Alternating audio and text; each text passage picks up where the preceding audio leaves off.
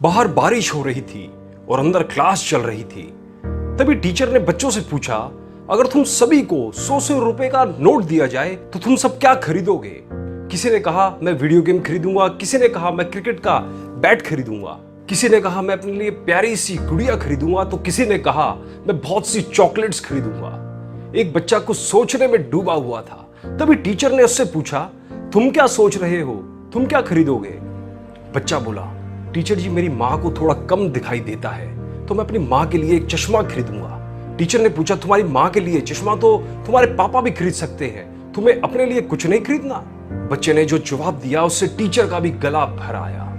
बच्चे ने कहा, सर मेरे पापा अब इस दुनिया में नहीं है, मेरी माँ लोगों के कपड़े सिलकर मुझे पढ़ाती है और उसे कम दिखाई देने की वजह से वो ठीक से कपड़े सिल नहीं पाती है।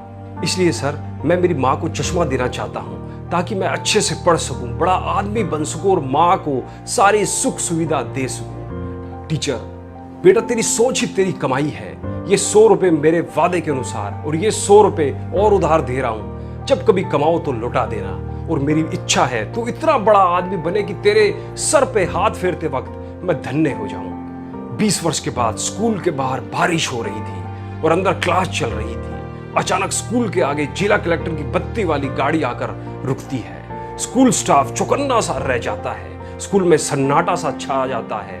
मगर ये क्या, वह जिला कलेक्टर एक वृद्ध टीचर के पैरों में गिर पड़ता है और कहता है, सर मैं उधार के 100 रुपए लौटाने आया हूं। पूरा स्कूल स्टाफ दंग रह जाता है। वृद्ध टीचर झुके हुए नौजवान कलेक्टर को उठाकर बाजुओं में कस लेते हैं और रो पड़ते हैं। दोस्तों, मशहूर होने पर मगरूर मत करना, साधारण रहना, कमजोर मत बनना। वक्त बदलते देर नहीं लगती।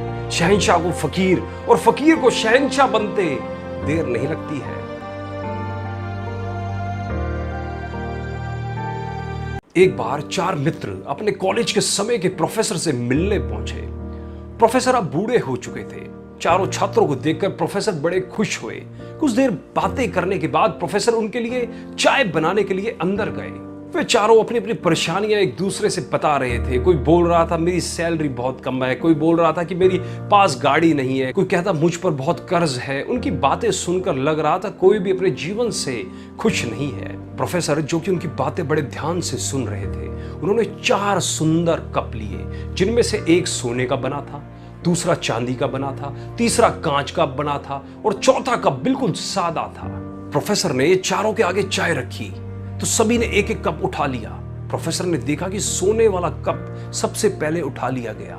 उसके बाद एक ने चांदी का उठाया, तीसरे ने कांच का और चौथे वाले पे सिर्फ सादा कप ही हाथ लगा। प्रोफेसर ये देखकर मुस्कुरा उठे। चारों मित्र उनसे उनकी मुस्कुराहट का कारण पूछने लगे तो प्रोफेसर ने बताया कि मैं तुम लोगों की बातें सुन रहा था, इसलिए मैंने जानबूझकर सारे कप अलग अलग लिए थे। वो चारों कुछ समझे नहीं तो प्रोफेसर ने उन्हें विस्तार से समझाया कि ये चाय जीवन की तरह है और ये कप चाय पीने के नजरिया मात्र है। सबको पीना तो चाय ही है, लेकिन फिर भी सबसे पहले सोने का कप उठाया गया, फिर चांदी का, जबकि मिट्टी के कप में भी वही चाय है जो सोने के कप में है।